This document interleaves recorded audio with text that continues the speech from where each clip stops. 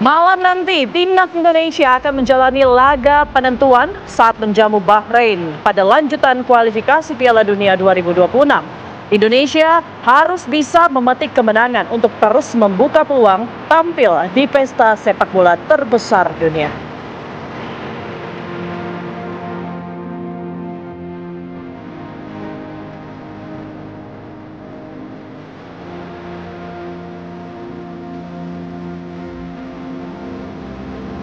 Kalau harga tiket pesawat mendapat diskon, beda halnya dengan tiket bus.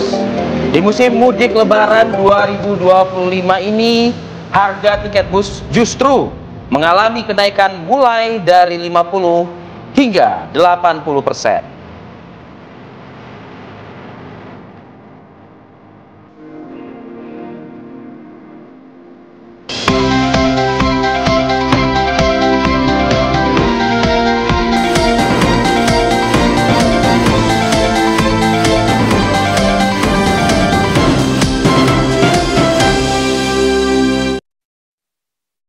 Nilai kebakaran guys, kita siu di belakang kantor camat. Aduh kasihan, tolong pemadam kebakaran. Keluar itu mobil loh. Mobil sana. Emak. Ditinggal pergi tarawih satu rumah warga di Kelurahan Tasiu, Kabupaten Mamuju, Sulawesi Barat habis dilalap si jago merah. Sebelum kebakaran terjadi, diketahui rumah kayu ini sempat terdengar adanya suara ledakan dari arah dalam rumah. Rumah yang diketahui terbuat dari kayu ini terbakar di saat penghuni rumahnya tengah menunaikan sholat tarawih. Kejadian berlangsung di Kelurahan Tasiu, Kecamatan Kaluku, Kabupaten Mamuju. Lokasi kebakaran tidak dapat dijangkau oleh pemadam kebakaran sehingga membuat warga yang berada di lokasi berupaya memadamkan api dengan gotong royong dan dengan alat seadanya. Mobil sana. Emak. Habis itu rumah sapi lagi kasihan.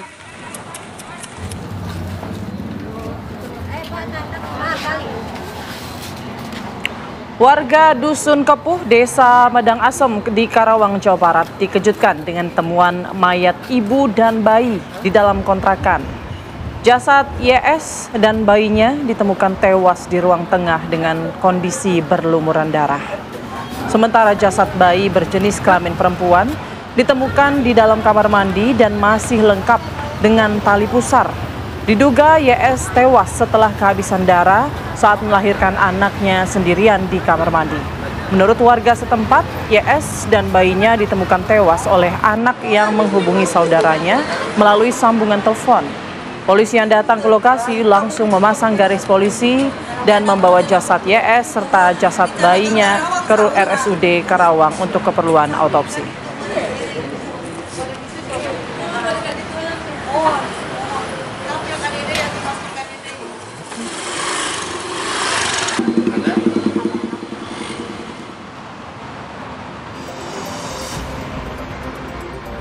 Assalamualaikum warahmatullahi wabarakatuh. Assalamualaikum warahmatullahi wabarakatuh. Selamat pagi. Selamat pagi Putri Windasari. Selamat pagi Arif Fadil. Gimana kabarnya Putri Windasari? Hari ini harap-harap cemas. Kenapa? Ya kan nanti malam Indonesia lawan Bahrain. Harap-harap cemasnya karena peluang kita tuh bisa terbuka kalau kita bisa menang. Betul. Begini Put, saya tambahkan kalimatnya. Apa? Harapan kita bisa terbuka ya bila mana memang utak-atik pemain yang akan dilakukan oleh Kluivert dengan timnya itu ya itu memang utak-atik yang tepat ya. Betul. Artinya komposisinya memang komposisi yang memang jangan lagi ada blunder lah gitu. Kenapa saya katakan jangan ada blunder? Karena pada saat kita away kemarin di Sydney, Australia menghadapi Australia, ya memang pertahanan yang hanya lapis 3 ini yang dirasa kurang gitu ya. Ofensif sih ofensif ya, bagus ya, berani. Tapi pertahanan kita memang kurang ya. Betul. Mungkin itu bisa jadi evaluasi nanti di pertandingan hari ini. Mungkin itu kutukan STY kayaknya mungkin. Karena STY kan bertahan luar Enak biasa zamanku ya. tau kata STY ya. Enak zamanku kata dia. Ya, kita harapkan nanti malam bisa tampil lebih baik lagi, yang pastinya kita bisa memenangkan Bahrain ya, karena Betul. wajib hukumnya. Kalau tidak, Wajib kita menang tidak buat akan ada peluang ke Piala Dunia 2026. Tapi nanti kita akan bahas selengkapnya Ya. pemirsa dengan sejumlah narasumber. Sebelumnya kita akan hadirkan dulu informasi dari warga Kampung Gudang, Kecamatan Tiga Raksa, Kabupaten Tangerang, Banten yang digegerkan dengan penemuan kerangka manusia. Kerangka hanya terkubur sedalam 20 cm dalam kondisi terlentang di lahan kosong belakang rumah warga. Penemuan kerangka ini terjadi saat tukang bangunan akan menggali tanah untuk membangun pondasi rumah. Sejauh ini dari Polsek Tiga Raksa yang menangani kasus tersebut dan sudah melakukan olah tempat kejadian perkara masih mendalami ya penemuan dengan pemeriksaan sejumlah saksi. Jadi saat ini diketahui kerangka sudah berada di RSUD Balaraja Kabupaten Tangerang untuk proses identifikasi serta otopsi.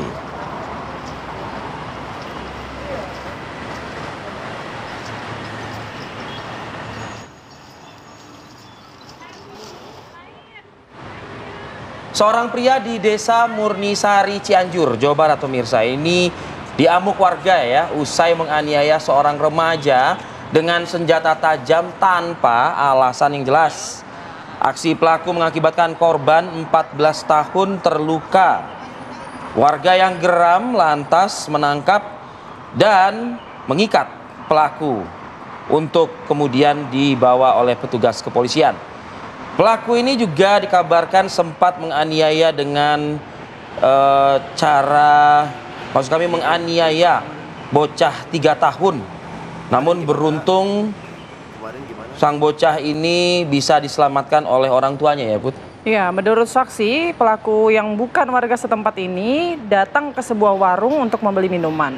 Tiba-tiba langsung menyerang anak berusia 3 tahun tersebut dan juga seorang remaja. Pelaku ini kini ditahan di Mapolsek Mande dan belum diketahui apa motif pelaku melakukan aksi penganiayaan. Tugas masih menunggu kondisi pelaku pulih usai menjadi bulan-bulanan warga.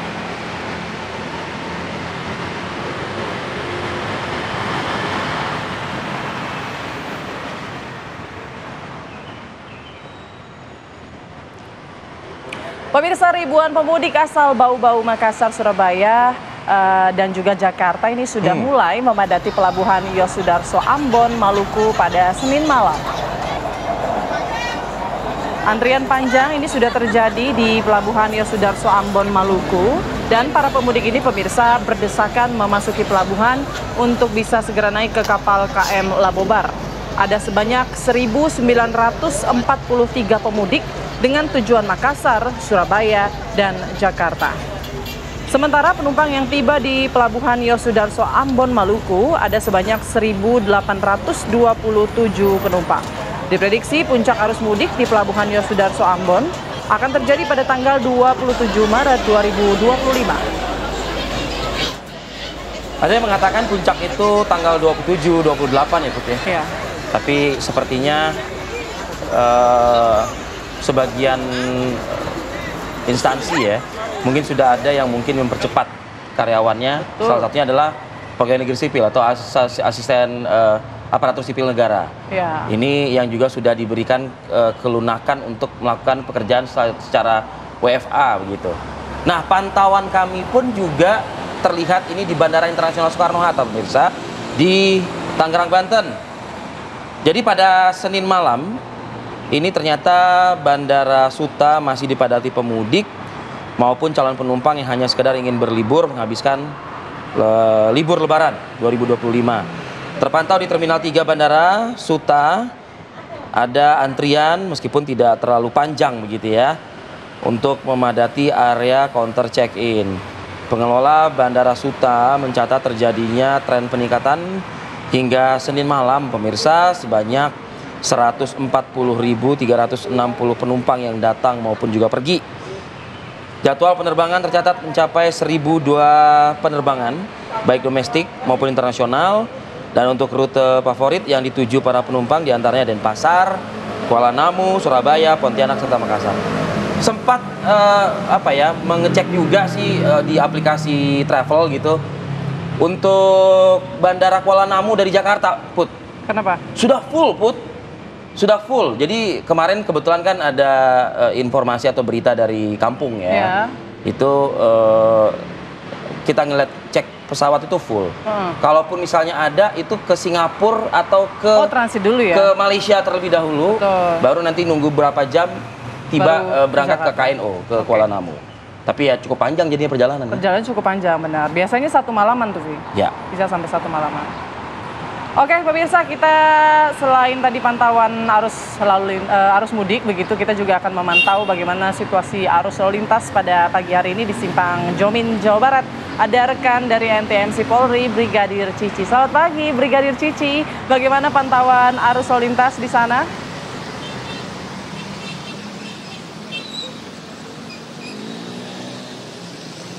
Ya, selamat pagi Putri dan juga Arif. Untuk kondisi arus lalu lintas pagi hari ini menjelang Lebaran yang terhitung tinggal sepekan lagi, kondisi arus lalu lintas tepat di sekitaran kawasan Jomin terpantau dalam keadaan ramai dan lancar dari berbagai arahnya. Dan juga berdasarkan informasi dari rekan-rekan kami di lapangan bahwa dari hari kemarin sampai dengan saat ini kondisi arus lalu lintas yang terlintas pada sekitaran kawasan Jomin sendiri masih dalam keadaan normal, walaupun keadaan kendaraan masih dalam keadaan yang cukup normal. Sampai dengan saat ini kondisi arus lalu lintas dari arah Indramayu ataupun Pantura yang nantinya akan lurus menuju ke arah Karawang ataupun Jakarta juga saat ini didominasi oleh kendaraan pribadi tetapi juga kendaraan umum. Sedangkan untuk kendaraan-kendaraan yang melintas dari arah Purwakarta yang nantinya akan berbelok ke kanan menuju ke arah Indramayu ataupun ke arah Pantura, juga yang akan berbelok ke kiri menuju ke arah Karawang dan juga Jakarta, hingga saat ini pun masih dalam keadaan ramai dan lancar, di mana kendaraan masih didominasi oleh kendaraan lokal tetapi juga didominasi oleh kendaraan angkutan barang pada umumnya. Dan juga perlu kami ingatkan kembali bagi para pengendara yang melintasi kawasan ini, kami menghimbau bagi para pengendara kendaraan angkutan barang mengenai peraturan pembatasan operasional angkutan barang selama arus mudik dan balik libur Lebaran tahun 2025 1446 Hijriah, yang mana bagi para kendaraan yang bersumbu 3 atau lebih adanya pembatasan, kecuali untuk kendaraan angkutan barang seperti bahan bakar minyak atau bahan gas, juga bahan pokok. Untuk itu diingatkan kembali bagi para pengendara, sebelum melakukan perjalanan Anda, update terus bagaimana informasi-informasi lalu lintas dan juga pembatasan-pembatasan yang diberlakukan oleh Kepolisian Republik Indonesia demi menjaga keamanan dan keselamatan menjelang libur Lebaran, baik untuk arus mudik maupun arus balik. Dan bagi pemirsa yang ingin terus mengupdate informasi-informasi seputaran arus lalu lintas, kami siap melayani Anda. Pemirsa dapat menghubungi call center kami di 1500669 atau melalui SMS Center di 9119. Dan pemirsa juga dapat mengunjungi Instagram kami di korlantaspolri.ntmc. Demikian Arif dan Putri yang dapat kami bagikan langsung dari sekitaran kawasan Simpang Jomin, Karawang, Jawa Barat. Dan silakan kembali ke rekan-rekan di studio. Baik, terima kasih Brigadir Cici atas informasi lalu lintas yang ada di Simpang Jomin. Ini menjadi perhatian juga dalam 1, 2, dan beberapa hari ke depan oleh masyarakat yang akan menentukan kapan waktu pas, ya kan, dan pantas untuk meninggalkan Jakarta menuju ke kampung halaman mereka. Iya, Rivi kawan, Pi? Saya sih Jakarta kali. Oh gitu, nggak pulang kampung hari ini? Ya belum. Kita sampai Lebaran kayak di sini dulu. Di sini bersama keluarga TV One ya? Bersama keluarga TV One, bersama keluarga Putri Windasari juga. Oh iya, aduh nanti curiga nih keluarga ini siapa nih? Put, ada berita Put berikutnya Put. Oke lah, Rivi nggak mau ditanya-tanya, jadi kita beralih ke informasi lain pemirsa. Ada Badan Pengelola Investasi Daya Nagata Nusantara atau Danantara yang Senin kemarin ini sudah mengumumkan struktur kepengurusannya. Kita akan bahas usai jeda berikut, tetap bersama kami.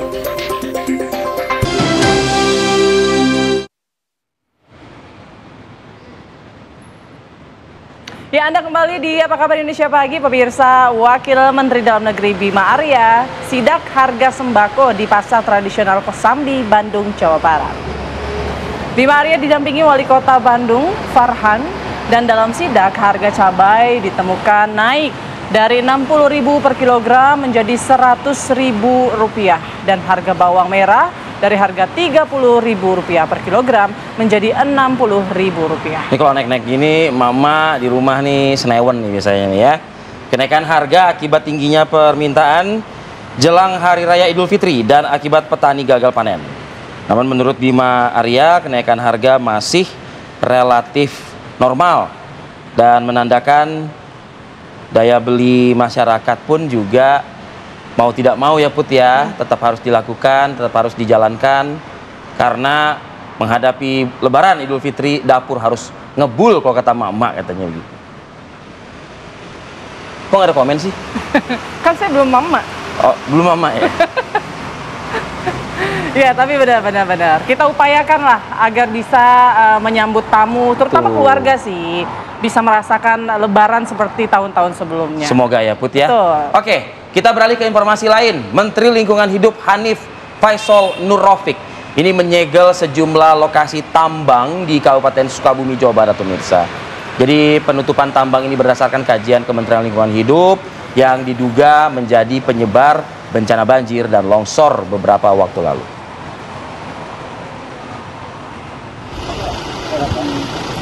Menteri Lingkungan Hidup Hanif Faisal Nurrofiq mendatangi sejumlah lokasi tambang di Kabupaten Sukabumi, Jawa Barat. Tambang tersebut diduga menjadi penyebab bencana alam banjir dan longsor pada akhir tahun 2024 dan bulan Maret ini.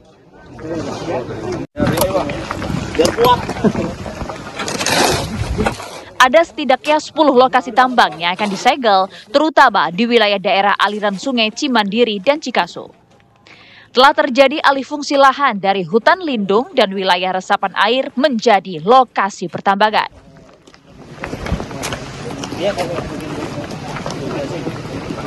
Ada beberapa landscape di Cimandiri. Cimandiri ini sebenarnya agak krusial ya, dari 124.000 hektar areal lindungnya itu Cimandiri ini luasnya 183.000. Kemudian 124-nya di tahun 2010 itu fungsinya lindung. Tetapi ternyata dirubah di tahun 2022 sehingga fungsi lindungnya dari 124.000 tinggal 28.000. Jadi bisa dibayangkan sendiri. Di wilayah daerah aliran sungai Cimandiri pada tahun 2010 ada 124.000 hektar hutan lindung. Namun pada tahun 2022 hutan lindung hanya tersisa 28.000 hektar saja. Sementara di daerah aliran sungai Cikaso dari luas 90.000 hektar, 29.000 hektar adalah wilayah resapan air. Namun saat ini hanya tinggal 2.000 hektar saja. Dari Sukabumi, Jawa Barat, Rizky Gustada, TV One mengabarkan.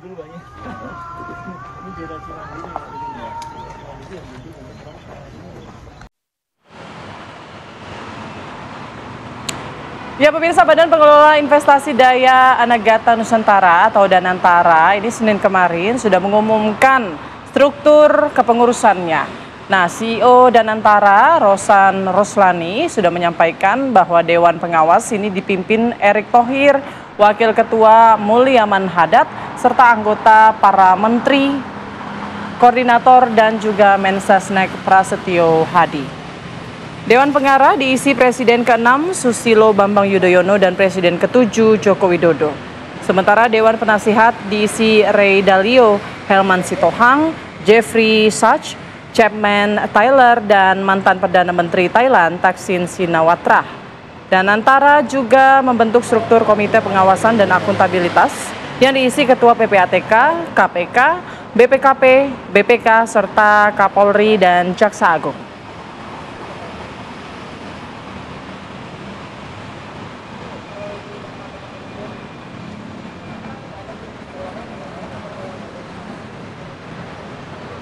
Keinformasi lainnya, sidang kasus kecelakaan kru TV One di Tol Pemalang pada Oktober tahun 2024 lalu berlangsung Senin kemarin, pemirsa.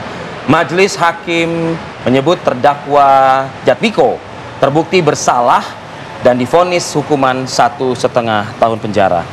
Pengadilan Negeri Kelas 1B Pemalang, Jawa Tengah menggelar sidang putusan kasus kecelakaan kru TV One di Tol Pemalang kilometer 315. Dalam amar putusannya, Majelis Hakim menyebut terdakwa Jatmiko, sopir truk Rosalia Express, terbukti bersalah dan lalai dalam mengemudikan kendaraan. Jatmiko menabrak mobil kru TV One yang sedang berhenti di bahu jalan. Kecelakaan itu menewaskan 3 orang kru TV One dan membuat 2 lainnya terluka. Hakim memvonis kepada terdakwa Jatmiko dengan hukuman 1,5 tahun penjara. Vonis ini lebih rendah dibanding tuntutan jaksa penuntut umum, yaitu 3 tahun penjara. Hal-hal yang meringankan terdakwa adalah terdakwa belum pernah berurusan dengan hukum.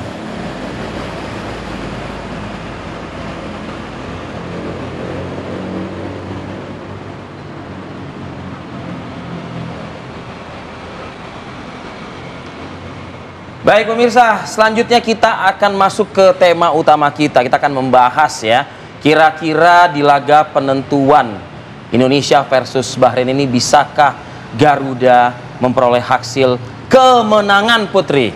Bisa dong. Bisa ya? Mudah-mudahan kita bisa. Belajar dari kekalahan kemarin, evaluasi apa yang kurang kita perbaiki lawan Bahrain, terutama di kandang sendiri, Vi. Harusnya Meskipun kita bisa. ada pernyataan yang sebetulnya ya agak bertolak belakang ya dengan semangat awal total football, malah sekarang justru malah bertahan, katakan seperti itu.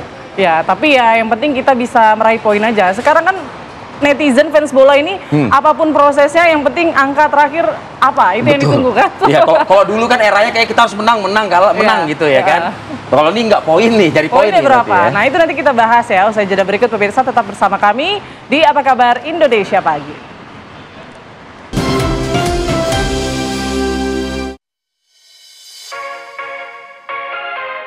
Malam nanti Timnas Indonesia akan menjalani laga penentuan saat menjamu Bahrain pada lanjutan kualifikasi Piala Dunia 2026. Indonesia harus bisa memetik kemenangan untuk terus membuka peluang tampil di pesta sepak bola terbesar dunia. Hingga kini skuad Garuda terus mengasah formasi dan menjalani latihan jelang menghadapi Bahrain di Stadion Utama Gelora Bung Karno. Latihan Timnas Indonesia diikuti 28 pemain, termasuk Sandy Walsh, Justin Hubner, dan Ole Romeni. Pelatih Timnas Indonesia, Patrick Kluivert, optimis anak asuhnya bisa mengalahkan Bahrain dan meraih 3 poin. Ya, persiapan kami selalu baik, semua pemain sudah siap hadapi Bahrain. Saya tidak khawatir sama sekali. Kami percaya diri tinggi untuk hadapi Bahrain. Merupakan timnas yang bagus karena terbukti sebelum pertandingan kualifikasi ini mereka menjadi juara kan. Jadi nggak boleh meremehkan, mereka merupakan tim penting, kita harus siap untuk tim kita sendiri. Terima kasih teman-teman. Pertandingan antara Indonesia dan Bahrain wajib dimenangkan Timnas Indonesia. Hal tersebut untuk membuka asa ke Piala Dunia 2026. Jika gagal meraih kemenangan, bisa saja peluang Indonesia ke Piala Dunia tertutup. Lantas, mampukah Indonesia menekuk Bahrain dalam pertandingan kali ini? Tim TV One mengabarkan.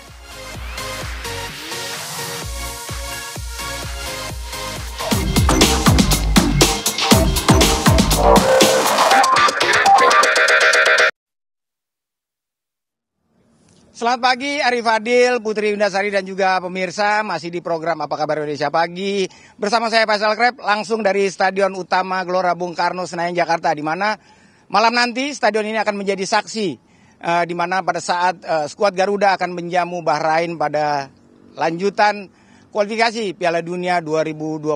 Dan pagi ini tentunya kita akan membahas terkait peta kekuatan, strategi maupun juga komposisi materi pemain yang akan diturunkan nanti malam. Dan pagi ini juga saya sudah tidak sendiri, karena saya sudah ditemani oleh 2 narasumber yang sangat-sangat luar biasa. Yang pertama ada salah satu pengamat sepak bola yang sudah tidak asing lagi di tanah air ini. Siapa lagi kalau bukan Bung Opan Lamara. Selamat pagi Bung Opan. Selamat pagi Krep, selamat pagi semua. Assalamualaikum. Terima kasih waktunya. Dan yang kedua nih ada sosok yang juga sangat luar biasa nih ya. Dia adalah mantan asisten pelatih Persija pada tahun 2021 hingga 2007. Dan siapa lagi kalau bukan Bung Isman Jasulme. Selamat pagi Bang Isman. Krep. Assalamualaikum warahmatullahi wabarakatuh. Salam sepak bola. Bang Opan nih langsung aja nih Bang Opan. Bang Opan melihat laga nanti malam, laga krusial dan kedua tim sama-sama butuh kemenangan. Nah, menurut Anda gimana peluang skuad Indonesia sendiri di laga nanti malam ini mungkin?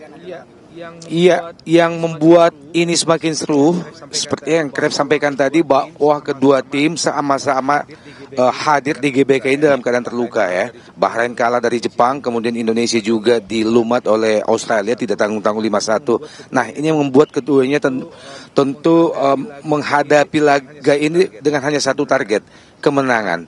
Karena kemenangan kembali akan membukakan keduanya, sama membuka punya 6 poin.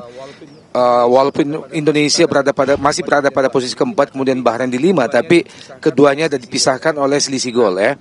Nah, begitu juga bagi Indonesia, kemenangan adalah merupakan harga mati ya? Harga mati bagi kita. Apalagi ini bermain di kandang sendiri. 2 laga tersisa, 1 masih akan kita mainkan di sini dan 1 lagi kita akan mainkan di Jepang. Sementara Bahrain ini adalah merupakan salah satu laga yang memang mereka akan targetkan untuk bisa menangkan di 3 laga tersisa, karena di laga terakhir nanti mereka akan menghadapi Cina. Setelah ini mereka akan menghadapi satu raksasa Asia lainnya di Arab Saudi. Ya, gitu. Mungkin sekarang ke Bang Isman. Bang Isman juga salah satu mantan asisten pelatih yang membawa Persija pada juara Liga waktu itu tahun 2001 ya Bang ya. Bang, mungkin kalau jika kita berkaca pada laga sebelumnya, keseimbangan tim atau balance juga menjadi PR bagi skuad Garuda. Dan mungkin Abang melihatnya ini seperti apa Bang? Perubahan apa secara taktikal yang akan dilakukan oleh Patrick Kluivert sendiri mungkin Bang di laga malam nanti? Yang pasti pertama-tama saya sangat sebagai pemerhati pelaku sepak bola sangat kecewa, sangat sedih melihat hasil pertandingan pertama yang dimana kita kalah telak ya dengan Australia. Yang saya hanya menyoroti Patrick dan tim bahwa filosofi yang dia bawa harus ada acuan beberapa faktor. Pertama, dia harus melihat dulu materi pemain yang dia miliki. Kedua, masa dia bekerja dengan timnas. Terus kondisi fisik pemain. Terus dan yang jangan lupa juga ya bahwa sepak bola ada 4 momen. Menyerang, bertahan, transisi, dan set pieces. Itu harus dijaga keseimbangannya. Nah, kemarin menit-menit awal saya sependapat dengan Patrick bahwa langsung karena bola kick off pertama bola kita langsung menggebrak mereka dengan high pressing, dengan atraktif di depan, tetapi begitu pasca harusnya dia harus atur kapan mereka bermain dengan attacking third, pressing di attacking third, turun di midfield third, langsung juga dengan low defending. Yang itu yang mereka harus atur dengan baik. Nah, kemarin pasca kita gagal dalam penalty kick, kita masih terlena dengan terus mempressure ke depan.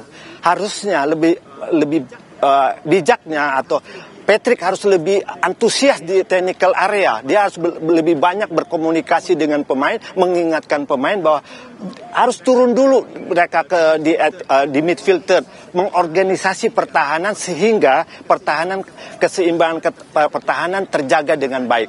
Nyata jelas kan, semua adalah miss dari semua pemain-pemain kita. Gol pertama missnya seorang Nathan Choi, gol kedua bagaimana organisasi pertahanan tidak ada kedalaman, tidak ada komunikasi dengan baik, gol ketiga juga tidak ada tag markingnya di area kotak penalty box, apalagi gol keempat dan gol kelima dengan momen yang sama. Dari set piece penjuru yang sama, mereka tidak melihat orang berlari dari belakang, mereka hanya lihat ball watching, tidak ada komunikasi, tidak ada jaga kedalaman. Itu yang harus diperbaiki di pertandingan malam ini. Saya berharap Patrick dan tim memperbaiki, belajar banyak dari pertandingan kemarin lawan Australia sehingga bisa diperbaiki. Jadi bisa dikatakan kasihkan menyerang, jadi kita membuat lubang yang terlalu besar di lini pertahanan kita ya, ya kembali bahwa di dalam sepak bola kan tidak hanya menyerang aja, ada bertahan, ada transisi, ada set piece. Itu harus dijaga keseimbangannya. Istilah pelatih-pelatih terdahulu, padahal Will Curver bicara, Johan Cruyff bicara bahwa pada saat kita menyerang, kita sudah mempersiapkan pertahanan awal. Jadi bagaimana saat begitu kita direbut, pemain-pemain lain sudah siap, tidak panik dengan counter attack lawan. Itu yang harus dijaga. Begitu juga pada saat kita bertahan, kita harus sudah mempersiapkan penyerangan awal. Jadi kita sudah harus didesain style of play itu oleh Patrick dan tim pelatih yang ada. Bang Opan, mungkin menghadapi laga krusial malam nanti, mungkin apa kira-kira strategi yang akan diterapkan oleh Patrick Kluivert sendiri, mengingat lawan yang kita hadapi ini yang mungkin mempunyai trik drama dan juga mungkin mempunyai kecepatan gitu mungkin ya. Bang Opan, mungkin gimana kira-kira untuk mengantisipasi para pemain dari Bahrain ini? Iya, saya yakin bahwa kekalahan telak kemarin di Australia tentu dipetik hikmahnya oleh Patrick Kluivert dan tim ya, bahwa kemarin kita berhasil meredam Australia di 10 menit awal itu benar. Dan saya juga yakin bahwa strategi yang sama akan kembali diterapkan oleh Patrick Kluivert. Apa itu? Sejak kick-off menit pertama sebagai tuan rumah dengan kapasitas pemain yang punya daya sengat seperti sekarang, bergabungnya Ole dan juga kembalinya Ragnar dan akan adanya Rafael Struijk di depan, maka saya yakin strategi yang sama akan diterapkan, yakni apa? Menyerang sejak menit awal, menekan sejak menit awal. Problemnya adalah apakah pertandingan di Australia kemarin dipetik hikmahnya dengan baik oleh Patrick Kluivert, seperti kata Coach IJ tadi, bahwa problem kita adalah organisasi di lini belakang. Kemudian konsentrasi pada saat kita menyerang, terutama bagaimana transisi ya antara saat kita menyerang, kemudian saat kita kehilangan bola, kemudian ada counter attack yang sangat cepat. Lini belakang kita organisasinya seperti kacau gitu ya. Tidak mengantisipasi aliran bola dari Australia. Ini tentu sudah dipelajari dengan sangat baik, dipetik hikmahnya. Dan satu lagi, jangan coba-coba untuk menurunkan pemain, terutama di lini belakang, untuk sebuah eksperimen. Sangat tidak pas. Langsung, kalau menurut saya, jika Patrick harus menurunkan satu pemain lokal atau satu pemain asli Indonesia dalam laga malam nanti, maka itu adalah Rizky Ridho yang pertama. Karena lini belakang itu tanpa kompromi. Dan kita sudah tahu bahwa selama ini di 3 laga sebelumnya dari 7 laga yang telah kita lakoni, saat Rizky Ridho diturunkan langsung dengan Jiitses sejak menit awal, lini Indonesia nggak pernah kalah. Lebih clear, komunikasi antara keduanya lebih padu. Kapan misalnya Itses ke atas kemudian meninggalkan lubang, kapan di cover oleh Rizky Ridho. Dan 3 pertandingan yang mereka lakoni sebelumnya sejak mereka turun berdua, sejak menit awal kita nggak pernah kalah. Chemistry-nya lebih dapat dibandingkan Ijen Chemistry lebih dapat. Iya, silakan coba untuk menurunkan debut di lini tengah, lini depan, tapi untuk lini belakang turunkan apa yang sudah selama ini sudah ini yang pakem lah, yang terbaik yang kita miliki. Nah, mungkin Bang Isman sedikit mungkin Bang. Tadi Abang membicarakan terkait filosofi bermain. Nah, mungkin ini yang kita patut pertanyakan, mungkin filosofi dari Patrick Kluivert. Mungkin kalau kita ketahui bersama, Sintayong punya filosofi dengan defending with counter. Luis Milla atau Indra Safri juga mereka punya filosofi dengan bermain possession progresif. Nah, mungkin apa nih kalau dari Patrick Kluivert ini, apakah total football atau seperti apa nih mungkin nih, Bang Isman? Setiap pelatih mempunyai filosofi masing-masing. Itu saya sependapat. Tetapi yang harus diingat, filosofi itu harus dilihat dari beberapa faktor tadi yang kembali saya bilang bahwa materi pemain yang dimiliki, waktu mereka bersama berlatihan yang dimiliki, itu ketiga kondisi kebugaran pemain itu juga harus mereka hitung. Dan yang paling penting adalah pertandingan adalah 2 kali 45 menit. Itu yang harus dipahami dulu oleh filosofi itu kan. Jangan kita tidak materi pemain kita tidak mampu, kita paksa filosofi itu. Berarti kan kita sebagai pelatih tidak ada art of coachingnya sebagai pelatih. Nah, ini yang kita tunggu. Kan ini hampir kejadian hampir sama saat kita kalah lawan Cina sama kalah lawan Jepang. Tapi begitu pertandingan melawan Arab Saudi, kita bisa up loh. Nah, kita berharap ini pembelajaran bagus buat Patrick dan tim. Bagaimana mereka membuat filosofi style of play-nya, mendesain style of play-nya malam ini dengan baik dan benar. Dalam arti kata mereka harus detail. Yang paling utama di dalam sepak bola adalah communication, perception, decision, eksekusi, dan fitness. Nah, ini yang harus mereka terus bicara ke pemain dan tularkan di pertandingan malam ini. Ini memang kembali lagi karena waktu dia untuk bersama dengan tim waktu di Australia mungkin hanya dua kali latihan di lapangan.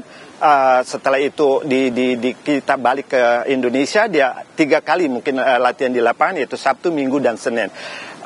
Itu sebenarnya waktu yang cukup ya, karena ini cukup ya, karena apa menurut saya, karena tim ini sudah ditinggalin dengan bekal organisasi defense yang cukup baik. Nah, ini harus didesain style of play-nya oleh Patrick dan kawan-kawan, bagaimana nih mendesain malam ini untuk memenangkan pertandingan. Nah, yang pasti saya sepakat dengan filosofi dan Bang Opan bicara bahwa kita harus attack, betul attack, tapi tetap harus jaga keseimbangan, attack, transisi, bertahan, transisi, menyerang, dan set piece yang pasti. Kenapa? Karena kemarin Gol keempat, kelima, set piece yang sama, corner kick dari sudut yang sama, momen yang sama, orang pemain lawan muncul dari belakang, tidak ada pemain kita yang bicara di situ, communication, terus man to man marking dan jaga kedalaman. Mungkin kalau Bang Opan sedikit kalau melihat komponen 11 susunan pelatih yang ada di skuad kita dan juga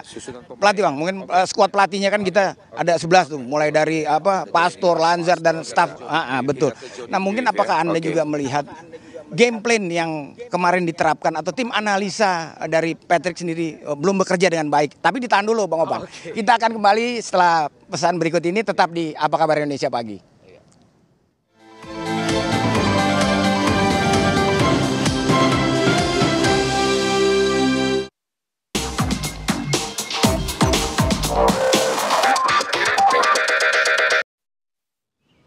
Ya Mirsa, masih di program Apa Kabar Indonesia Pagi langsung dari Stadion Utama Gelora Bung Karno, Senayan, Jakarta.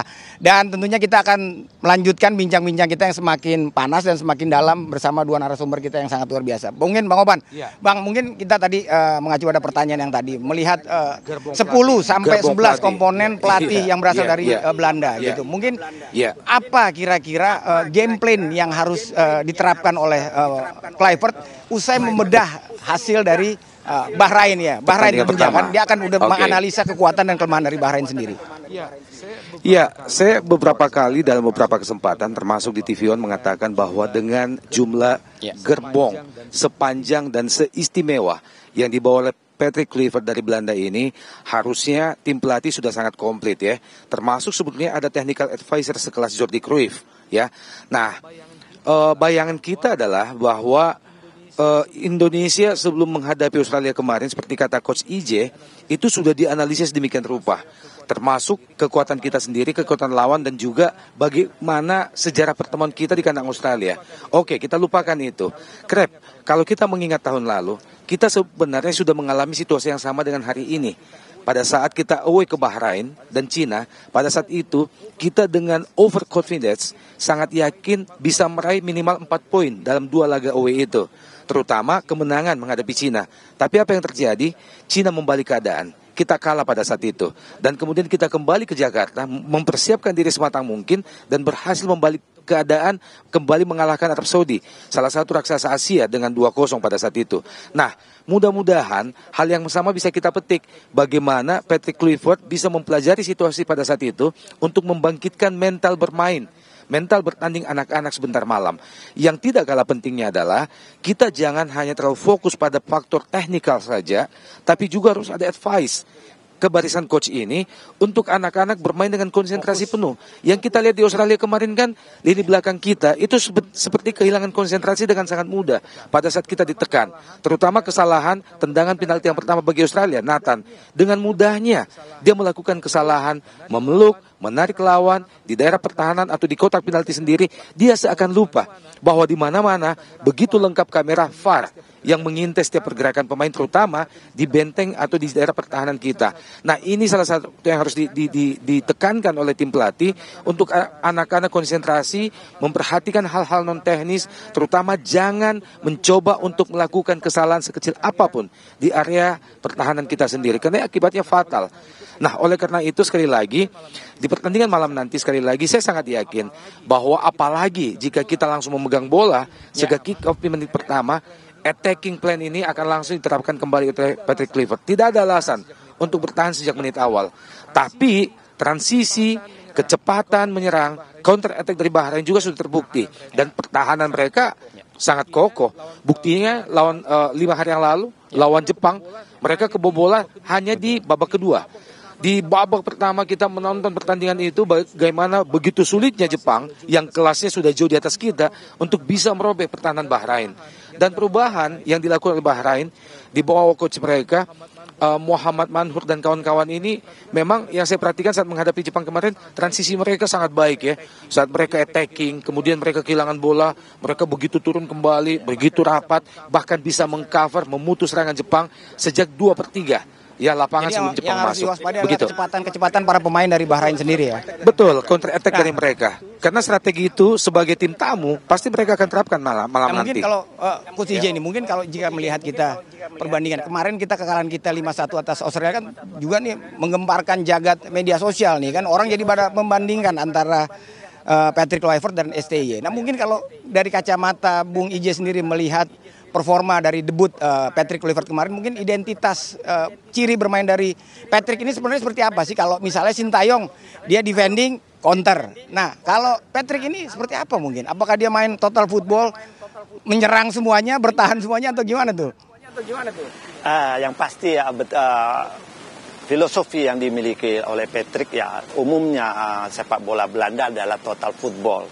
Tetapi kan total football itu kan harus dia tahu dia harus melihat dari kondisi pemain, kualitas pemain, kondisi pemain, dan juga di dalam sepak bola sekarang kan harus juga total football itu adalah momen-momen sepak bola harus mereka perhatikan bahwa menyerang transisi negatif, bertahan transisi positif, menyerang. Nah itu yang harus dijaga keseimbangan ada timnya. perubahan dan secara ball possession kita leading, tapi secara hasil akhir kita kalah telak. Ya betul, tapi kan dalam sepak bola modern sekarang ball possession tidak menentukan kemenangan. Ball possession to goal itu yang menentukan kemenangan. Jadi bermainlah dengan efektif. Nah ini kan pernah kita alami kemarin. Kita selalu kalah dalam possession tapi kita efektif dalam mencetak gol. Itu juga harus kita akui. Harusnya kelebihan yang kemarin harus dibentuk lagi, dipertajam lagi untuk timnya Patrick Kluivert. Ini yang menurut saya harus dijalanin malam ini. Dan saya berpesan juga Patrick harus lebih aktif di technical area. Karena dia harus memberikan instruksi, mengingatkan pemain. Karena Karena pemain kan tidak suka lupa. Kita yang di technical area lah yang mengingatkan. Awas, defend turun. Kapan main di attacking third, kapan turun di midfield third, kapan di low back.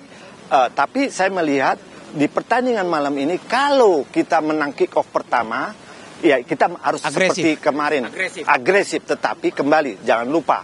Tetapi kalau kita kalah dalam kick off pertama bola untuk Bahrain, kita lebih sabar dulu melakukan organisasi defense untuk mengejutkan Bahrain. Kenapa? Saya melihat pasca kita melihat evaluasi lawan Australia tidak langsung menekan, padahal dia main home, dia membaca dulu permainannya. Nah, ini kita tenang dulu, kita baca bagaimana sehingga Bahrain juga mungkin akan terkejut juga dengan anti taktikal bahwa sepak bola itu adalah adu kecerdasan seorang taktikal, art of mungkin coaching. Mungkin menghadapi laga Portugal malam nanti, Patrick kemarin juga di sesi press conference sudah menyatakan bahwasanya selain berharap pada dukungan supporter yang nanti malam akan membanjiri Stadion Utama Gelora Bung Karno, Patrick juga mengakui akan ada perubahan. Dan mungkin ada isu dari ruang ganti, Emil Audero rencananya akan mungkin diturunkan sejak menit awal, dan juga ada kekuatan baru kita, Ragnar dan juga Hamner sudah terbebas dari hukuman akumulasi. Mungkin gimana Anda melihat kekuatan kita malam nanti? Saya tadi di awal sudah sempat mengingatkan agar jangan ada upaya coba-coba di lini pertahanan, termasuk penjaga gawang. Sangat riskan bagi kita, apalagi kita butuh kemenangan.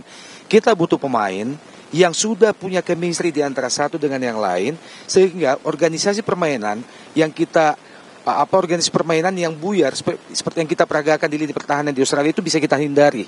Jadi jangan ada upaya coba-coba terutama di lini belakang.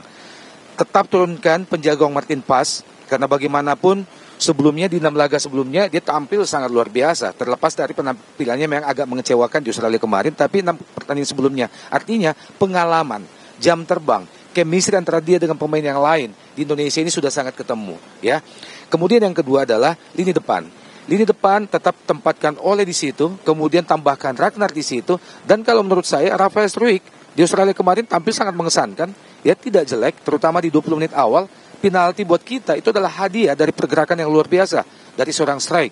Oleh karena itu, kalaupun ingin ada mencoba untuk menurunkan debut, isi di lapangan tengah.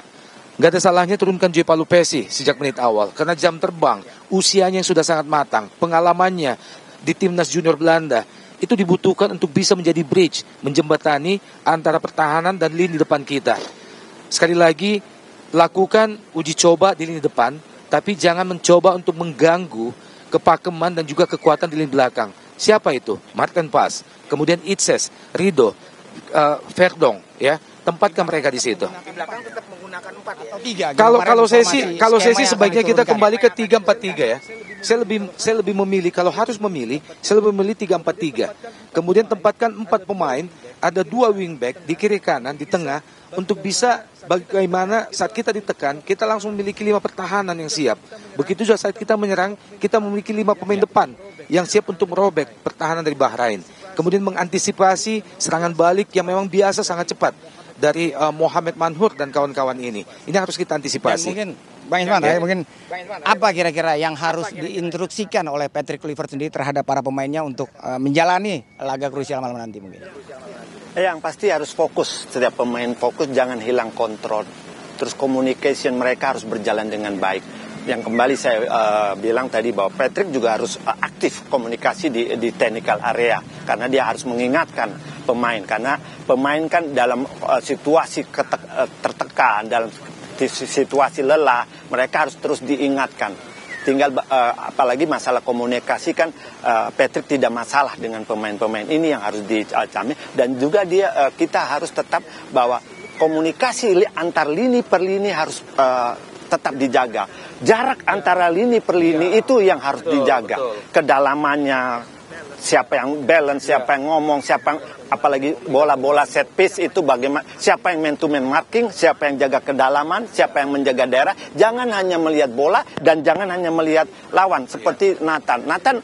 Kejadian Nathan itu hanya melihat lawan. Jadi dia tidak lihat bola, begitu lawan berputar dia jadi hilang akal, dia panik, dia tarik itu lawan, maka terjadilah miss. Itu yang terjadi. Dan juga gol kedua, di mana saya melihat pada saat kita ke counter, JIJ sudah intercept di sini, ada lagi di situ Kevin Dick masih jauh jaga jaraknya, sehingga ada pemain lawan yang sendiri di sini. Ini yang harus dijaga, kedalaman itu. Komunikasi itu dimulai dari kiper, belakang, tengah, dan depan.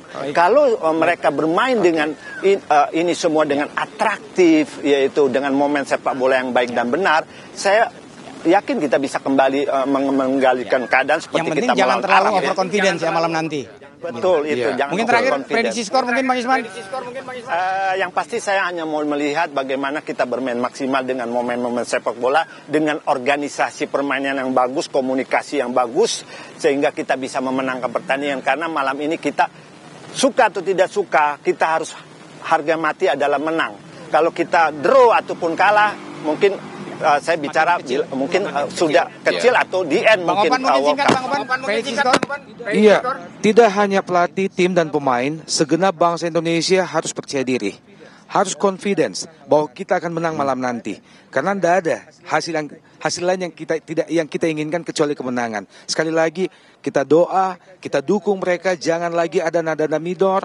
Berikan mereka dukungan yang sama untuk Merah Putih. Kita akan menang. 2-0. Kita kemenangan harga mati malam nanti. Kemenangan harga mati. Terima kasih Bang Opan atas waktunya, Bang Isman. Ya pemirsa, itulah bincang-bincang kami bersama dua narasumber. Semoga doa dan dukungan publik sepak bola tanah air yang malam nanti akan membanjiri Stadion Utama Gelora Bung Karno Senayan ini bisa membakar motivasi dan semangat para punggawa skuad Garuda untuk meraih poin penuh. Amin. Kembali ke studio bersama Anda Arif Adil dan juga Putri Windasari. Oke, Faisal Krep, menarik sekali kalau kita menyimak dua segmen yang Anda pandu langsung dari tempat yang akan menjadi perhatian dunia. Saya mengatakan perhatian dunia, iya kan? Kenapa saya mengatakan perhatian dunia? Karena kabarnya saya dapat info dari Bang Effendi Ghazali nih ya. Jadi ada perwakilan supporter-supporter pencinta skuad Garuda ini yang sudah datang dari segala penjuru. Bayangin, dari Eropa ada.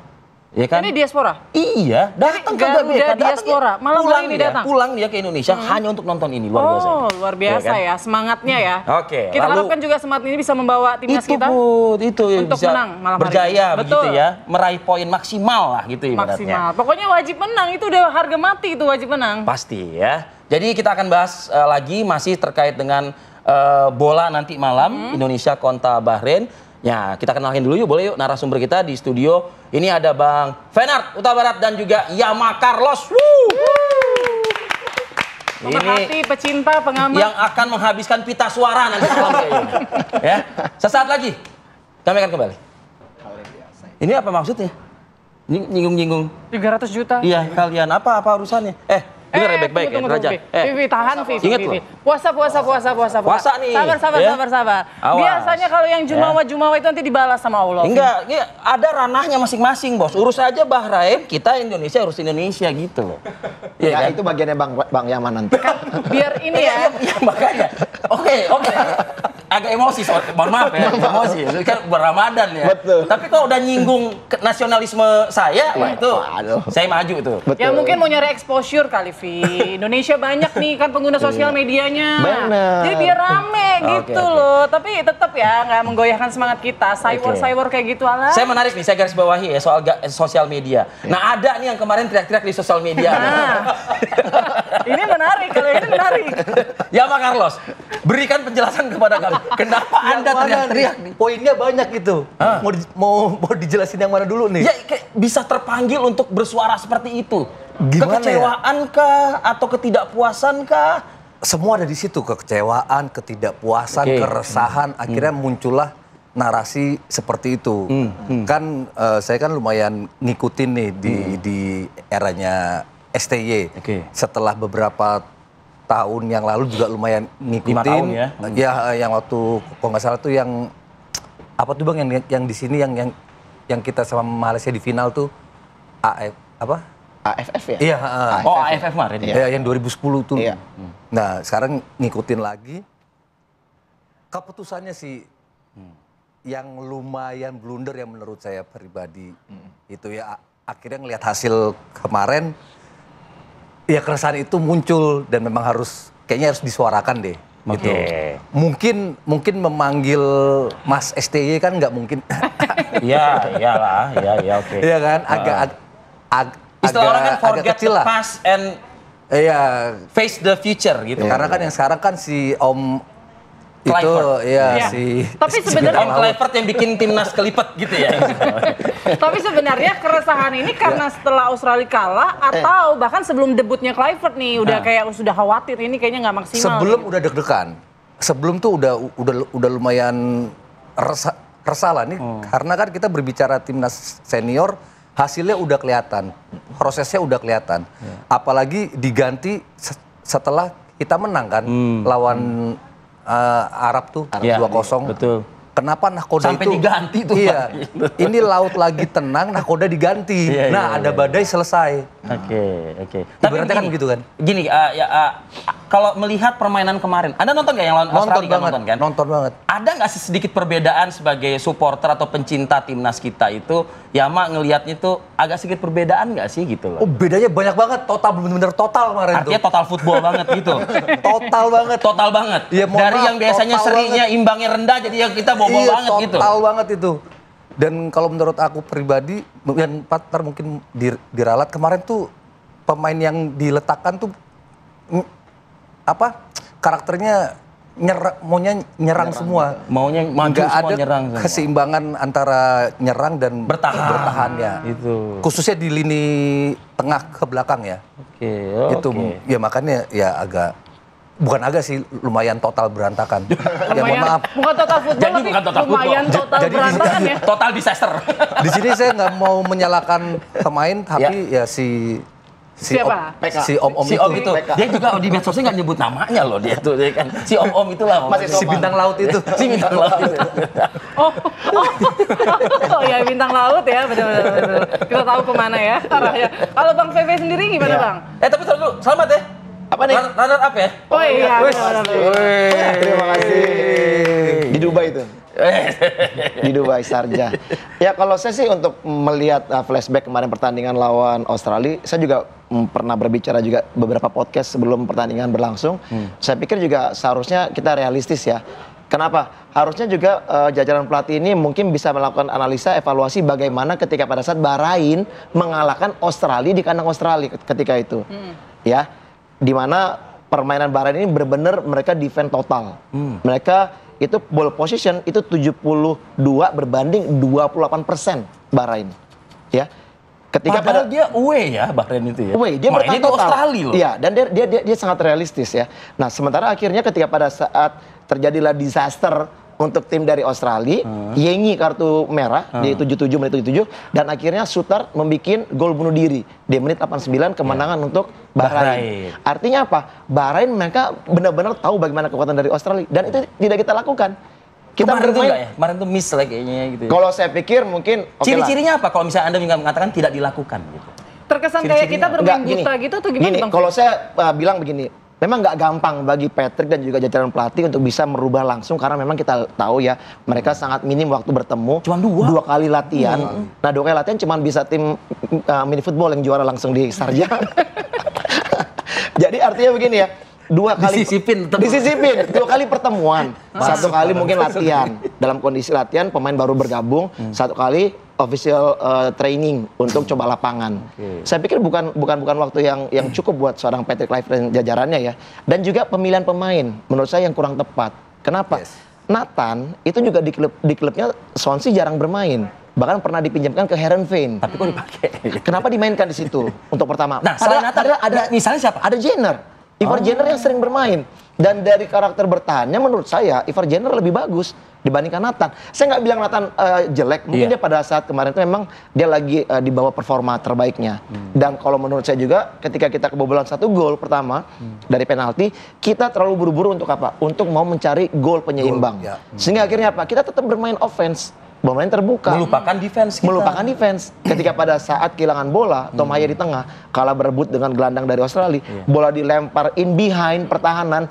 Sementara ini Izzes sama Hilgers sudah out position. Akhirnya apa? Pemain Velupela ya kalau nggak salah namanya itu berhadapan langsung dengan Thais, bola di lob selesai. Nah, menurut Bang Fe, dan setelah itu makin kacau sampai gol ketiga juga. Menurut Bang Fe apa pertimbangannya kalau misalnya memilih man markingnya kurang tepat begitu lah ya? Posisi orang-orangnya belum pemainnya kurang tepat. Jadi begini, kalau menurut saya kita bermain di kandang lawan. Kalau menurut saya kita harusnya lebih banyak memperkuat sektor tengah. Nggak apa-apa kita bermain dengan offense tapi dengan karakter pemain yang kuat bertahan. Ya, kalau kita bermain kemarin tuh kalau saya lihat Nathan Choon ini bermain sebagai seorang holding midfielder dan kita ada 2 pemain di depan yang punya tipikal menyerang. Ada Marcelino dan juga di sana ada Tom Haye. Tom Haye, Marcelino untuk transisi defense itu kurang bagus menurut saya. Jadi harusnya bisa bermain dengan Pelupesi di sana juga dengan Ivar Jenner. Mengoptimalkan Pelupesi. Betul. Buat apa buru-buru untuk dinaturalisasi kalau memang tidak juga digunakan. Tapi Anda nggak pakai istilah 2 kali main, 3 kali main, 300 juta nggak pakai? Enggak, tapi gini, maksudnya gini. Tapi kan kembali kebutuhan ini kan mungkin pelatih yang mengetahui. Masalahnya adalah bagaimana fisikal dari para pemain sendiri. Toh juga Pelupesi nggak dimainkan sampai habis. Maksud saya sampai pertandingan selesai nggak main.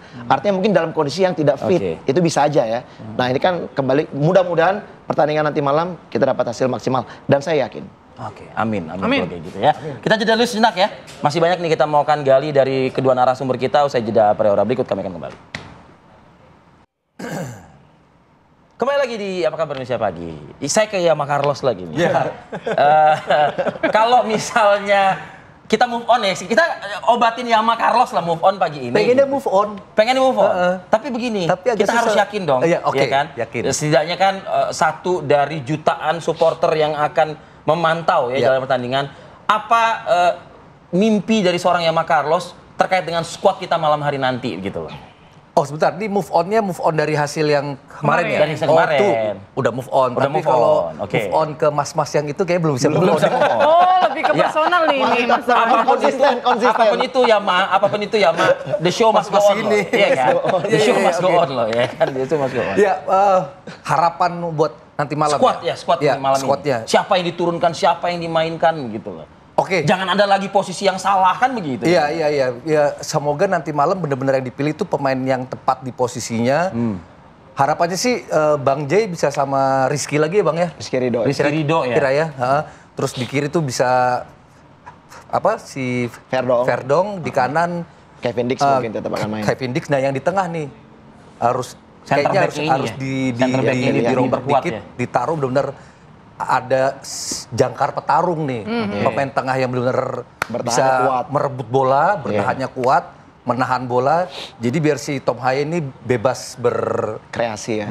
variasi di tengah. Nah, di depan Ole itu udah harus tinggal meskipun katanya cedera kemarin kan katanya. Iya, lecet sedikit. Lecet doang. Lecet karena kalah 5-1 itu. Udah gue kasih obat merah kok. Udah sembuh.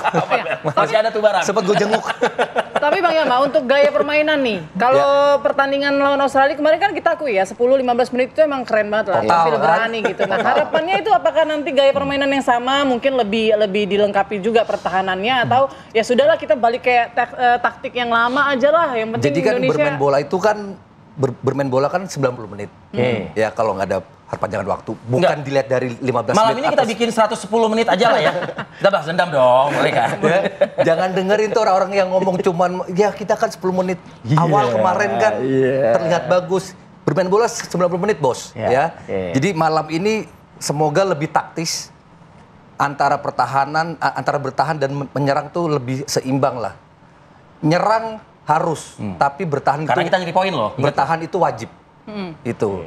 Jadi bangun dulu, karakternya udah kuat baru kita cetak gol. Nah, di timnas kita bisa memenuhi nggak tuh harapan? Bisa lah, sebelumnya kan bisa 2-0 lawan Arab Saudi. Ya nggak Pak? Bisa lah. Itu jauh loh rankingnya loh. Keyakinan terhadap timnasnya luar biasa, tapi keyakinan terhadap yang itu ya kan harusnya kan berkelanjutan, jangan perubahan dong. Masuk lagi nggak tuh? Kita lagi nggak mainin politik. Bukan. Bukan maksudnya kalau mau perubahan di awal-awal kita bisa berbicara itu. Ini kan udah hampir di ujung. Omongannya ini mirip-mirip Bang Toel ini. Kalau tidak ada perubahan ngapain pergantian gitu kan? Ini satu kubu dong. Tapi by the way, dari yang speak up Anda itu, ada nggak sih yang ngontak, telepon? Nggak ada. Rata-rata 95% mendukung. Mendukung? Iya. Tapi kabarnya hilang tuh katanya. Meskipun dengan bahasa yang kurang baik jadi di ban gitu ya. Jadi gini, dua video itu diposting di medsos yang berbeda. Nah, di medsos yang satunya, di platform yang satunya hilang ya. Iya. Karena di bannetnya bukan narasi dari saya ya, tapi komen-komennya itu wow. Udah nggak bisa dikontrol lagi. Tapi merasa nggak sih banyak yang setuju juga dengan narasi Anda? Lebih banyak yang setuju, banyak banget setuju. Paling yang nggak setuju tuh mungkin geng-gengnya si handuk itu. Gini nih, ya kan kritis juga ya seorang Yama Carlos ini. Maksudnya ya keberlanjutan lah itu kan, jangan ada perubahan gitu. Tapi kita lihat lah pelatih-pelatih. Tapi perlu itu kontrol masyarakat juga. Oh iya, makanya kan kita kan angkat tema itu pagi ini gitu. Tapi negara lain pun juga emang ada yang alergi nggak sih memanggil yang lama, yang dulu begitu? Iya. Nah, ini pertanyaan menjebak ini. Sebenarnya ya kalau menurut saya kita nggak usah lagi berpikir lihat ke belakang gitu. Lihat ke belakang. Ya memang ada. Kita tahu bagaimana juga Arab Saudi ketika dia mengganti pelatihnya si Herve ini dengan Mancini, ketika pada saat Mancini pegang berapa pertandingan di kualifikasi tidak bagus, akhirnya kembali meng-cut Mancini, memanggil lagi pelatih yang lamanya kembali. Karena apa? Karena untuk mengganti pelatih yang benar-benar baru yang mereka belum pahami dengan kekuatan tim skuadnya, pasti itu akan memakan waktu lagi proses. Makanya dipanggil Herve lagi kembali. Nah artinya kalau misalnya pertanyaan sekarang kayak begini, kalau kita gagal, apa mungkin nih PSSI kembali memanggil STY? Saya pikir mungkin enggak. Karena mungkin pasti kan sudah ada yang namanya ya mungkin intrik-intrik di dalam yang membuat mungkin tidak akan lagi terjadi hubungan kerjasama. Saya pikir begitu. Tapi kalau untuk formasi? Formasi, kita bermain di kandang. Kalau saya pikir kita butuh kemenangan. Ini dua-duanya ini kan lagi sakit hati nih soalnya kan, kalah. Iya, tapi yang jadi masalah kita bagaimana Indonesia ini bisa recovery mental, itu yang paling penting ya. Karena kita dengan skor yang sangat telak ya di kandang daripada Australia, sementara ini kekuatan dari Bahrain, mereka bermain lawan Jepang, mereka baru kebobolan menit 66. Artinya mereka bisa menahan Jepang tidak bisa bikin gol sampai babak pertama selesai. Keren dong berarti. Nah, artinya apa? Nah, ini kan harus bisa dianalisa dengan tim jajaran pelatih daripada PK tadi, yang katanya siapa? Iya. Bintang Laut itulah ya. Yang segerbong itulah. Iya. Artinya apa? Mungkin dia akan memainkan pola yang sama nanti di Indonesia malam ini dengan cara bermain Grendel, ya, defend counter. Nah, itulah yang menurut saya ketika kita menyerang, kita tidak sabar, mau terburu-buru, kita kena counter, transisi kurang bagus. Ini yang menjadi bahaya. Nah, makanya saya bilang kalau memang kita dalam ball possession menang, kita bisa bersabar untuk membuka kunci pertahanan daripada Bahrain. Saya yakin bisa menang kok. Di Bahrain kita hampir menang kok. Hampir menang. Skor 2-1, Bahrain bisa mencetak gol itu di menit tambahan waktu 9 menit. 90+9. Itu kontroversi ya. Betul, yang dimana semua netizen kita ngamuk katanya dicuri kemenangan kita. Perlu kita ulang nggak itu? Boleh. Ulangnya di sini kita yang hantam mereka. Dia ketakutan secara Tapi saya pikir peluang itu ada. Kepercayaan diri, harapannya bisa kembali, dan saya berharap memang para netizen, para pendukung, supporter. Nah ini, ya tolong ya nanti bikin lagi postingan yang bagus, menarik para penonton untuk mendukung. Apapun hasilnya nanti, kembali tanggung jawab akan diberikan kepada PSSI. Iya kan? Jadi saya pikir ya berilah yang positif lah. Itu mungkin yang diharapkan sekarang untuk penonton, pemain, supaya mereka kembali mentalnya bisa memberikan yang terbaik. Oke. Begitu. Saya garis bawahi dari tadi omongan Bang Fefe, sabar, bulan Ramadan nih soalnya. Banyak sabar. Banyak sabar, bulan Ramadan nih. Balik ke sini lagi kalau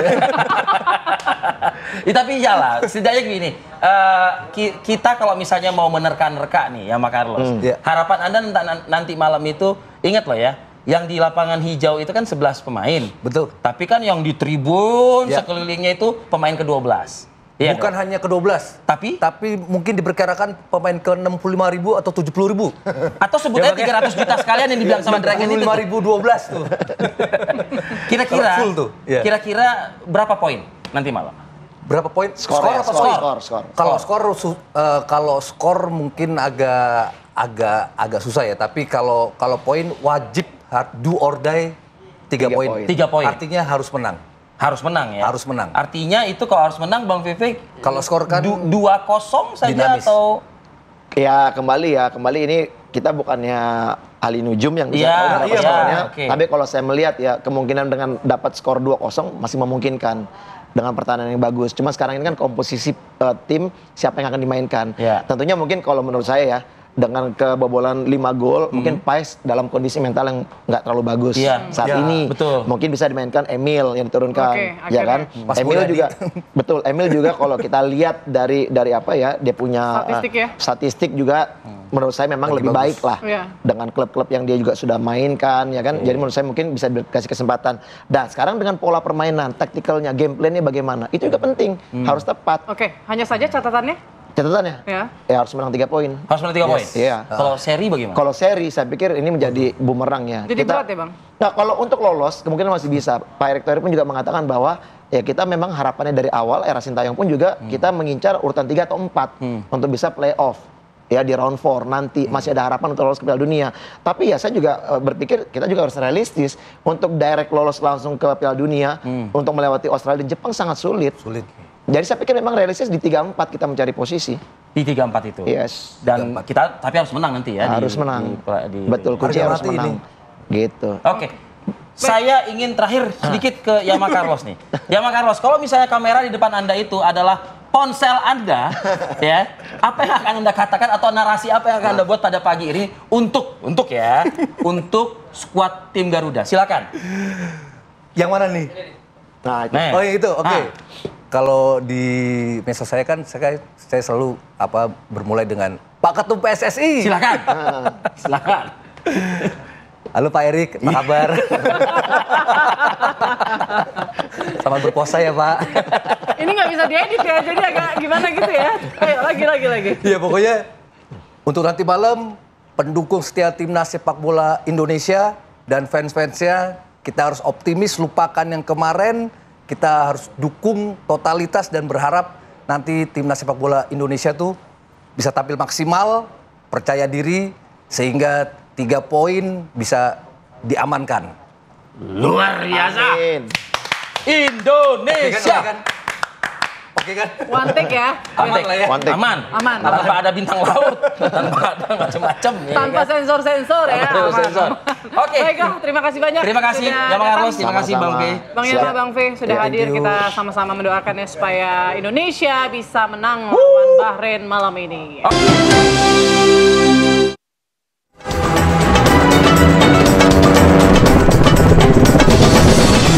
Sesaat lagi Anda akan menyaksikan Kabar Mudik dipersembahkan oleh, didukung oleh. Ya pemirsa, ini sepekan jelang Idul Fitri, arus lalu lintas Yang terpantau di gerbang tol Kalikangkung Semarang terpantau lancar tanpa adanya penumpukan kendaraan.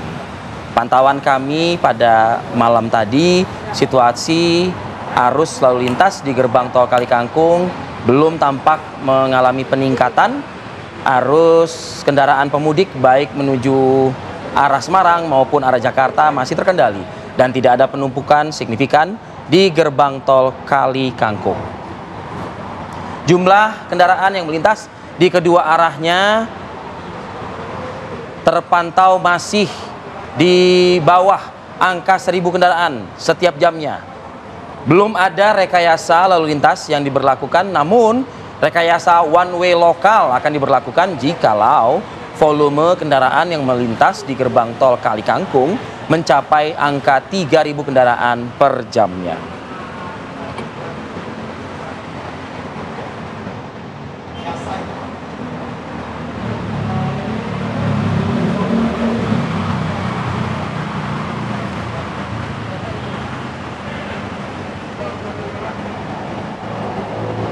Ya, lalu bagaimana pantauan arus mudik hari ini? Kita sapa rekan-rekan kita yang sudah bersiap di sana. Ada Atika Harahap yang ada di gerbang tol Kalikangkung dan juga rekan Josephine Kezia dari rest area kilometer 166.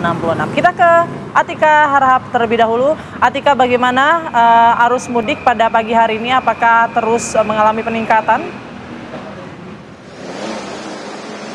Ya, selamat pagi Putri dan juga pemirsa. Untuk pantauan arus lalu lintas di tol Trans Jawa, tepatnya di gerbang tol Kalikangkung, hingga pagi hari ini kami memantau memang masih lancar dan juga terkendali. Dari malam hari tadi hingga dengan pagi hari ini belum ada kepadatan antrian kendaraan yang melaju di gerbang tol Kalikangkung, dan dapat kami kabarkan juga dari total 12 gate yang ada di gerbang tol Kalikangkung ini semuanya beroperasi. Di antaranya ada 8 gate menuju ke arah Semarang dan 4 gate yang menuju ke arah Jakarta. Ini semuanya beroperasi, artinya dari 12 total gate yang masih beroperasi belum ada kepadatan yang cukup panjang kendaraan yang melaju dari gerbang tol Kalikangkung ini. Dan pagi hari ini pun memang kendaraan yang melaju ini masih didominasi oleh kendaraan pribadi roda 4 dan juga kendaraan bermuatan besar. Di antaranya ini ada bus dan juga truk begitu ya. Dan kalau data begitu Putri dan juga pemirsa yang kami dapatkan dari pihak Jasa Marga, ini data kendaraan yang melaju dari malam hari tadi hingga dengan hari ini mencapai 1.500 per jamnya, itu paling puncak.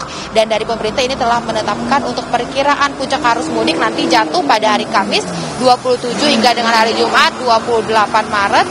Ini belum mencapai ambang batasnya di 3.500, namun dari pihak berwenang ini telah menyiapkan sejumlah skema rekayasa lalu lintas, seperti diantaranya ada one way. Untuk skema one way nantinya akan diperlakukan di hari Kamis 27 Maret hingga dengan di 29 Maret di hari Sabtu, namun ini dari tanggal 27 berlakunya sejak pukul 14.00 hingga dengan pukul 00 di 29 Maret 2029. Dan nantinya juga akan ada diberlakukan one way dari tol Jakarta Cikampek kilometer 70 hingga dengan kilometer 414 di ruas tol Semarang Batang. Dan untuk para pemudik juga himbauannya begitu ya, karena memang puncak ini ditetapkan pada tanggal 27 hingga dengan 28 untuk tetap menjaga kendaraan dan juga stamina pengendaranya. Dan jika para pengemudi ini ngantuk dan juga lelah, dari pihak Jasa Marga telah menghimbau untuk melakukan istirahat karena telah tersedia 4 rest area, di antaranya ada kilometer 360, 379, kilometer 389 hingga dengan kilometer 390. Ini ada 4 rest area yang tersedia begitu ya di tol Semarang Batang. Kemudian juga para pihak berwenang ini juga mengimbau untuk pengendara nantinya berhati-hati dan juga mempersiapkan kartu elektronik tolnya untuk dipersiapkan begitu ya, sehingga untuk menghindari meminimalisir kepadatan antrian kendaraan yang ada di gerbang tol Kalikangkung ini. Dan Putri dan juga pemirsa, hingga pagi hari ini pun kendaraan masih lancar dan juga terkendali di gerbang tol Kalikangkung. Sementara demikian, saya kembali ke studio, Putri. Baik, Atika Harahap dari kilometer 414 gerbang tol Kalikangkung Semarang. Kita beralih ke Majalengka, persisnya di kilometer 166. Ini ada Josephine ya. Silakan Josephine Kezia, informasi Anda.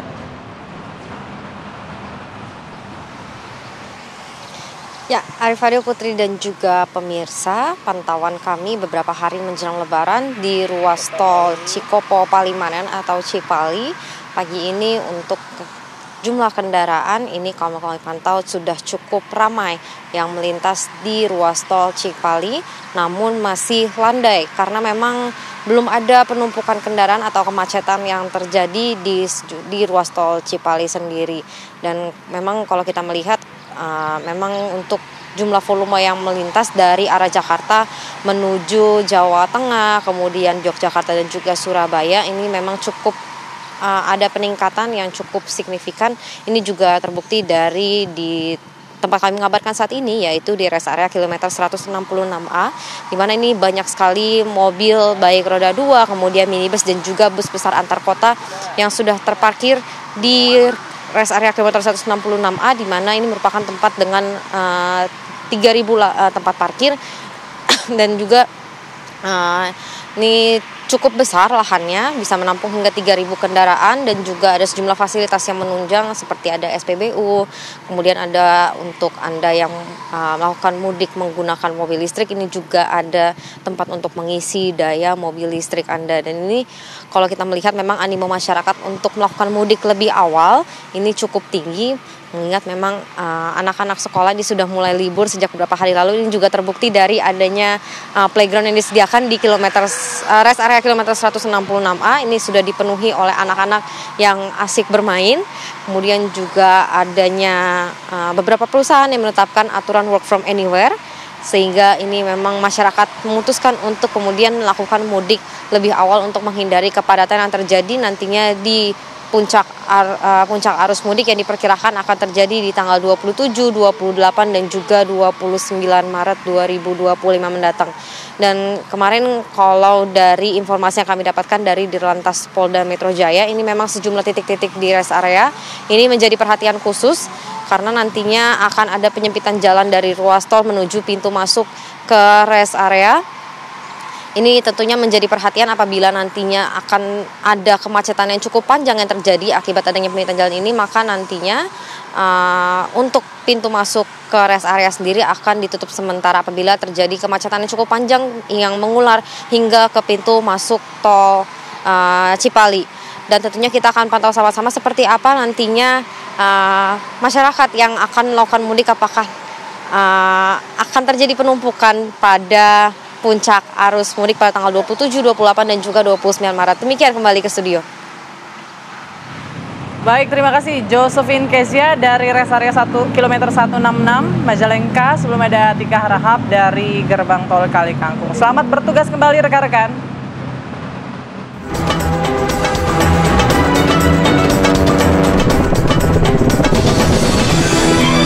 Anda baru saja menyaksikan kabar mudik dipersembahkan oleh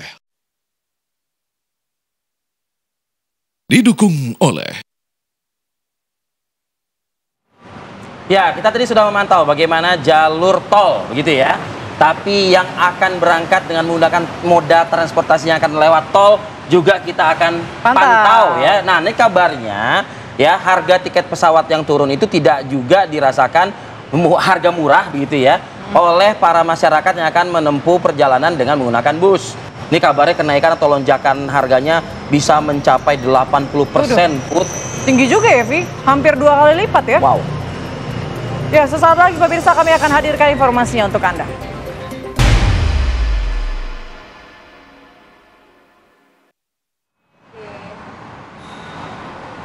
Ya, pemirsa, Pelabuhan Ciwandan, Kota Cilegon, Banten mulai beroperasi melayani pemudik yang hendak menyeberang ke Sumatera melalui Pelabuhan Wika Beton di Lampung Selatan, Lampung. Nah, pelabuhan ini sudah dibuka mulai Senin dini hari bagi pemudik dengan kendaraan roda 2. Tampak pemirsa beberapa pemudik ya kendaraan roda 2 ini menggunakan roda 2 mengantri dengan tertib untuk masuk ke dalam kapal. Namun bagi sebagian pemudik ini pengalihan ke pelabuhan Ciwandan dilakukan tanpa sosialisasi yang memadai, sehingga terkesan mendadak gitu, banyak yang tidak mengetahui. Karena tidak sedikit pemudik yang mengaku sudah menuju ke Pelabuhan Merak, akhirnya diarahkan petugas ASDP untuk ke Pelabuhan Ciwandan.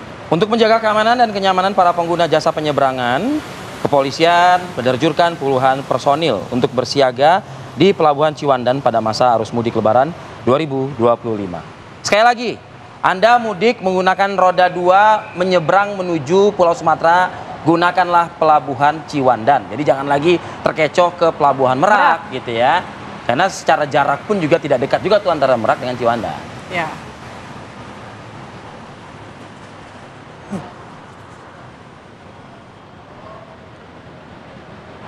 Sementara itu, sepekan jelang Hari Raya Idul Fitri 1446 Hijriah, kepadatan penumpang pesawat di Bandara Soekarno-Hatta dipantau terus mengalami peningkatan. Terlihat dari antrian penumpang pesawat yang mengular di counter check-in penerbangan domestik yang berada di Terminal 3 Bandara Suta, Tangerang. Senin 24 Maret kemarin ini pemerintah resmi menerapkan diskon tarif tiket pesawat antara 13 hingga 14%. Kebijakan ini berlaku untuk pembelian tiket pesawat sejak tanggal 1 Maret 2025. Penurunan harga tiket diambil dari komponen passenger service tax atau airport tax atau pelayanan jasa penumpang pesawat udara.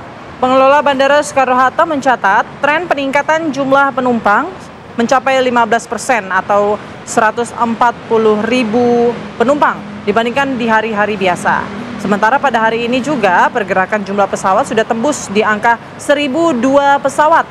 Dengan adanya penurunan harga tiket, diharapkan para pemudik bisa menikmati Hari Raya Idul Fitri 1446 Hijriah di kampung halaman bersama dengan kerabat serta keluarga tercinta.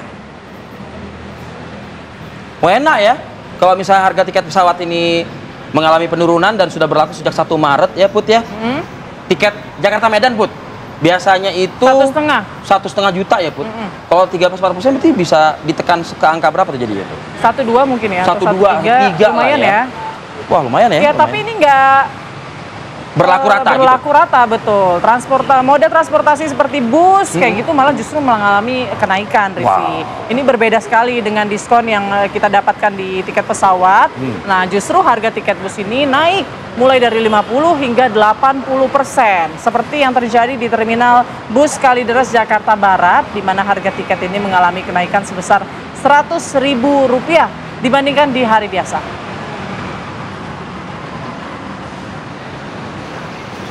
Ya, hingga Senin malam pemirsa, ratusan pemudik ini masih terus ya mendatangi terminal bus kota antar provinsi Kalideres Jakarta Barat, di mana mayoritas tujuan pemudik ke wilayah Sumatera dan juga Jawa Tengah. Nah, salah satu pemudik tujuan Lampung yang hendak merayakan Idul Fitri bersama keluarga ini rencananya memang sengaja pulang lebih awal agar bisa menghindari kemacetan. Namun bikin kaget, ternyata harga tiketnya mengalami kenaikan Rp100.000 dibandingkan dengan hari biasa. Taruhlah misalnya 250.000 biasa. Ya. Jadi 350.000 dong. Iya. Kalau satu kepala loh, Vi. Kalau satu kepala, kalau misalnya dia punya 1 istri, 2, 3 anak gitu, 5 orang berarti. Kan lumayan 5 orang. Merogoh kocek lebih dalam ya. Betul. Berarti ya. Oke, kita akan coba dengarkan secara langsung nih bagaimana harga bus ini mengalami lonjakan. Ada reporter kami di Terminal Bus Pondok Pinang ya, di Lebak Bulus, Jakarta Selatan. Ada reporter Hilda Ramadanti. Silakan Hilda.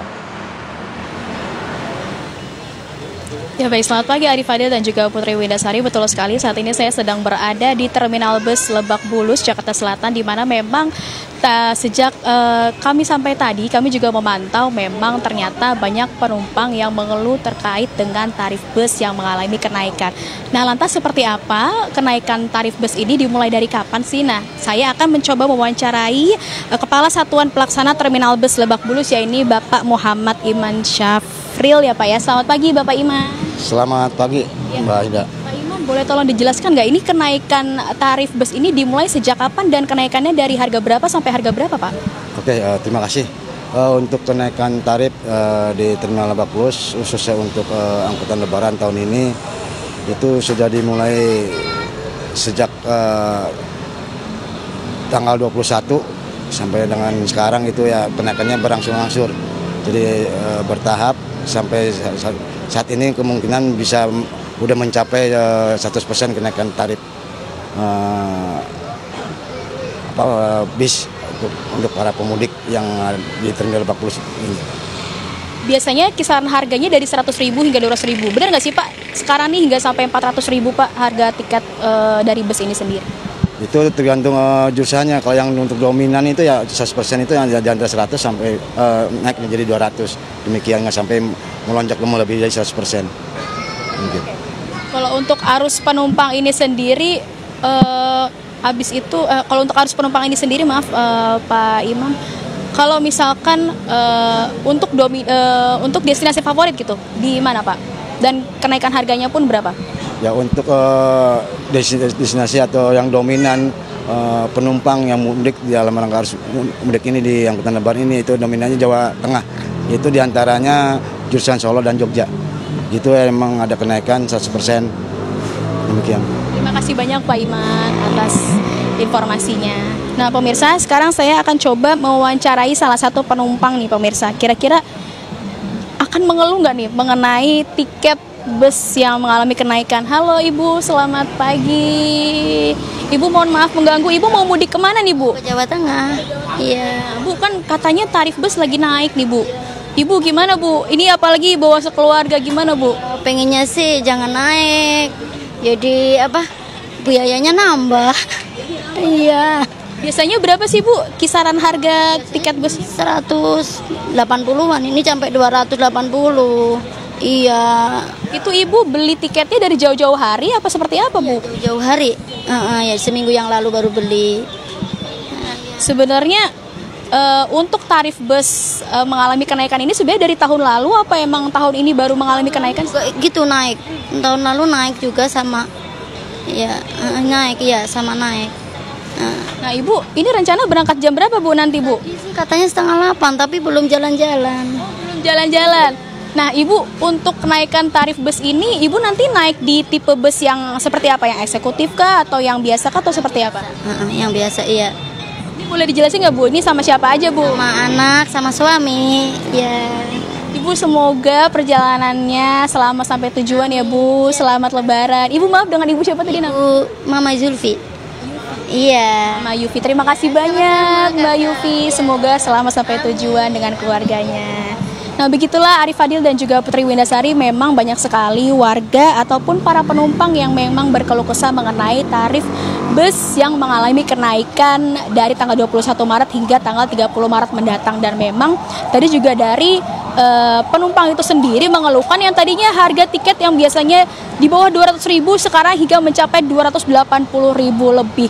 Nah semoga dengan adanya tanggapan dari masyarakat ini, tarif bus bisa mengalami penurunan sebelum puncak arus mudik yang nantinya akan terjadi pada tanggal 28 Maret mendatang. Sementara demikian, Arif Fadil dan juga Putri Windasari kembali ke studio. Baik, terima kasih Hilda Ramadhani mengabarkan langsung dari Terminal Pondok Pinang. Jadi faktanya benar, ada kenaikan Rp100.000 di musim Lebaran ini. Nah ini himbauan aja buat para PO bus ya. Tadi salah seorang ibu tujuan Jawa Tengah mengatakan sudah menunggu 1 jam.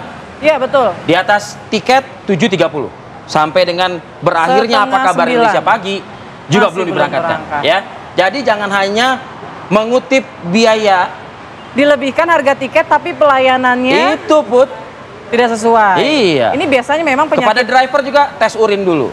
Ah iya betul. Nah itu loh. Nah biasanya nunggu-nunggu ini karena nunggu penuh dulu Vi. Nah itulah. Tapi kan harusnya dengan kenaikan harga tiket tuh harusnya nutup ya. Harusnya Jadi kalaupun nggak penuh paling tidak masih bisa jalan. Ya.